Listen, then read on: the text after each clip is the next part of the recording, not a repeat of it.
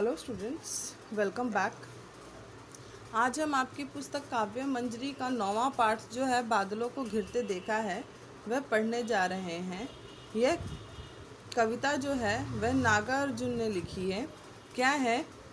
अमल धवल गिरी के शिखर पर बादलों को घिरते देखा है, छोटे छोटे मोती जैसे उनके शीतल तुहीन कणों को मानसरोवर के उन स्वर्णिम कमलों पर गिरते देखा है, बादलों को घिरते देखा है।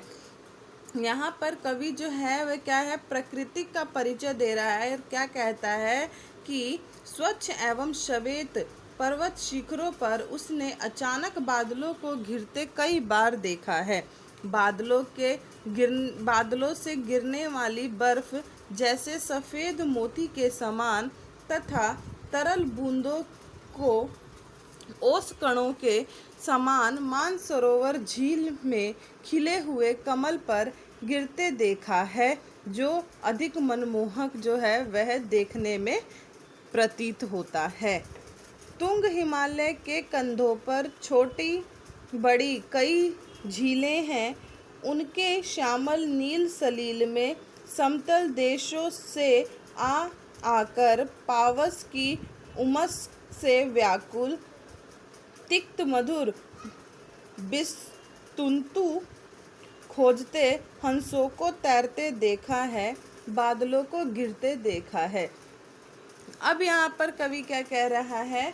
कवि जो है हिमालय की चोटी पर स्थित जो झील है वह किस तरह पशु पक्षियों के समान प्रतीत हो रहा है, उसका वर्णन जो है यहाँ पर कवि ने किया है। और कवि क्या कहता है कि हिमालय की ऊंची ऊंची चोटियों पर स्थित झीलों के स्वच्छ नीले और चमकदार जल में अनेक कमल खिले हैं। उन कमलों तथा वहाँ के वातावरण के आसपास के मैदानों से अनेक पक्षियाँ आते हैं। वे पक्षी तालाब में खिले कमलों में कोमल धागे जैसे श्वेत खोजकर उनके तीखे मधुर स्वाद का आनंद लेते हुए जो है वह दृष्टिगोचर होते हैं, मतलब दिखाई देते हैं। उसके बाद क्या है?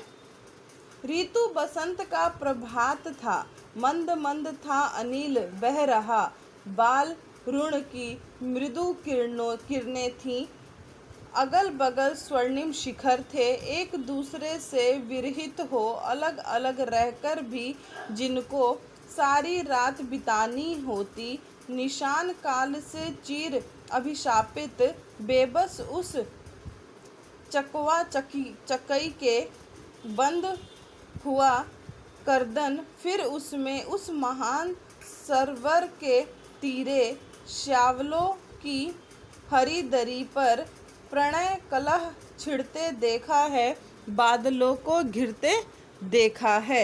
यहाँ पर जो अब कवि है वह क्या बता रहा है कि किस तरह से हिमालय की प्रकृति की सुंदरता, पक्षी का कलरव मतलब उनका शोरगुल, चकवा चकवी के संबंध जो हैं उसको यहाँ पर अब व्यक्त किया गया है। क्या है?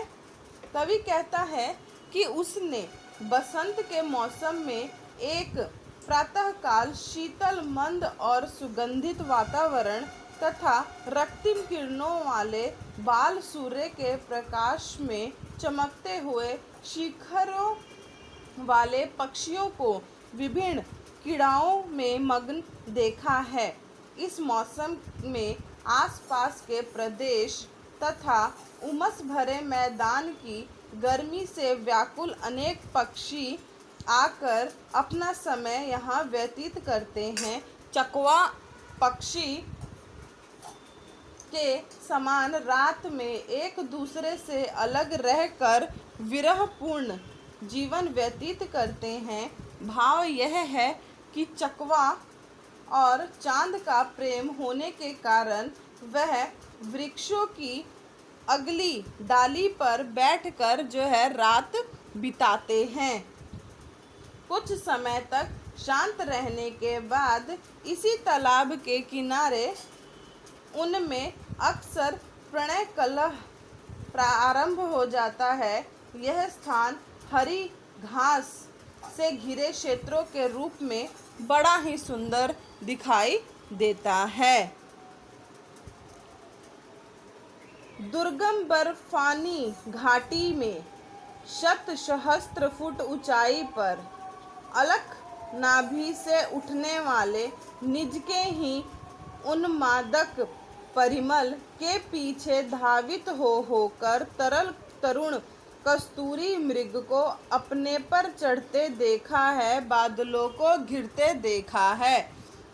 यहाँ पर अब कवि क्या कह रहा है कि हिमालय के दुर्ग और बर्फीले प्रदेशों में सैकड़ों फीट की ऊंचाई पर अलकनंदा नदी है, उसके किनारे के प्रदेशों में घूमते हुए कस्तूरी मृग अपनी ही नाभि से उठती हुई सुगंध को तीव्र गंध से पागल होकर इधर उधर अपने आप में ही चिढ़ते हुए दिखाई देता है। यही था क्या कि जो कस्तूरी मृग जो होता है वह अपनी नाभि की जो उसकी गंध होती है वह उससे जो है जैसे पागल होकर इधर उधर जो है वह भटकने लगता है। कहाँ गया धनपति कुबेर वह, कहाँ गई उसकी वह अलका, नहीं ठिकाना कालिदास के व्योम प्रवाही गंगा जल का।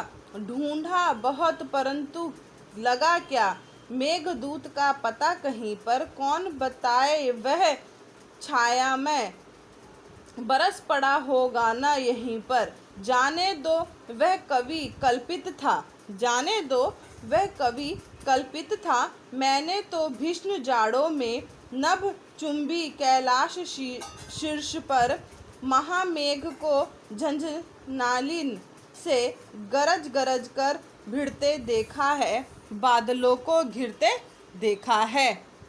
अब कवि क्या कहता है, कवि कहता है कि हिमालय पर आज कुबेर और उसकी अलकापुरी का कोई अस्तित्व नहीं है। क्या कह रहा है कवि कि हिमालय पर कुबेर और अलकापुरी का कोई अस्तित्व नहीं है। इसी कारण कालिदास द्वारा वर्णित मेघदूत और गंगा जल का उल्लेख तो है किंतु वर्तमान में उनका कोई अस्तित्व नहीं है।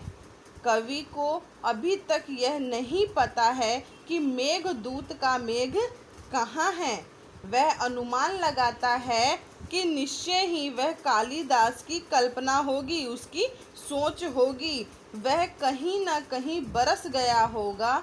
कवि कहता है कि उसने सर्दी में कैलाश पर्वत के उच्च शिखर पर तूफानी बादलों को आपस में संघर्ष करने के बाद बरसते देखा है, बादलों को घिरते देखा है। शत शत निर्झरी कल मुखरित देवदारू कानन में शोणित धवज भोजपत्र से छाई हुई कोटी के भीतर रंग बिरंगे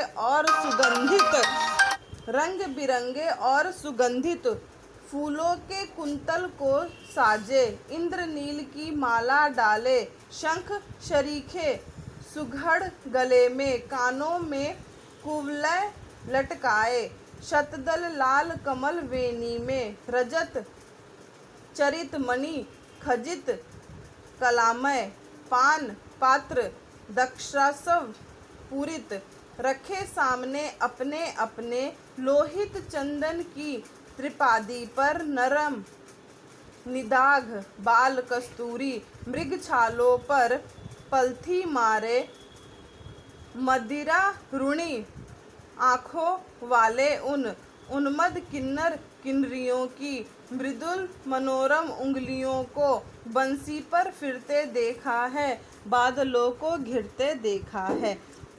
यहाँ पर कवि जो है वह क्या कह रहा है कि पर्वतीय प्रदेश के सौंदर्य तथा किन्नर जाति के काल्पनिक सौंदर्य तथा उनके प्रेमय जीवन का वर्णन जो है इस पंक्ति में कवि ने की है। और कवि क्या कह रहा है कि कि सैकड़ों झरने तथा नदियों के स्वर से पूर्ण देवदारू वृक्षों के वनों में लाल भोजपत्र से बनी कुटिया में रंग बिरंगे तथा सुगंधित फूलों से अपने बालों को सजाए हुए किन्नर और किन्नरियां बैठी दिखाई देती हैं।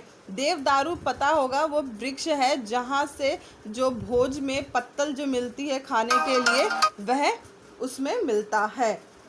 और वहाँ पर क्या है, उसी पत्तों से जो है किन्नर किन्नरियों ने बहुत ही सुंदर कुटिया बनाई है और वहाँ पर वह लोग बैठे हैं। इनके शंख जैसे गले में इंद्रनील मणियों की माला डाले हुए, कानों में कलियां तथा चोटी में लाल कमल धारण किए तथा काला पूर्ण ढंग से चांदी से बने तथा मणियों से जड़े पान पात्र शोभित हैं। ये पात्र जो है अंगूर के शराब से पूर्ण है। पात्र मतलब जो वो लोग अपने पास लेकर बैठे हैं पीने के लिए, उसे यहाँ पर पात्र कहा जा रहा है। द्राक्षासव जिसे बोलते हैं, अंगूर से बना हुआ जो रस होता है, शराब होती है, उसे बोलते हैं। और अपने सामने लाल चंदन की तिपाई पर रखे हुए दिखाई देते हैं। यह सब कस्तूरी वाले मिर्ग के चर्म से बने आसन पर बैठकर आसव के नशे में लाल नेत्रों से स्वयं को देखते हुए मस्त किन्नर युगलों की बंसी की मधुर ध्वनि जो प्रभावित होते हुए दिखाई दे रही है ध्वनि, उसी को जो है बादलों के समान घिरते देखा है। ये है आपकी कविता बादलों को घिरते देखा है।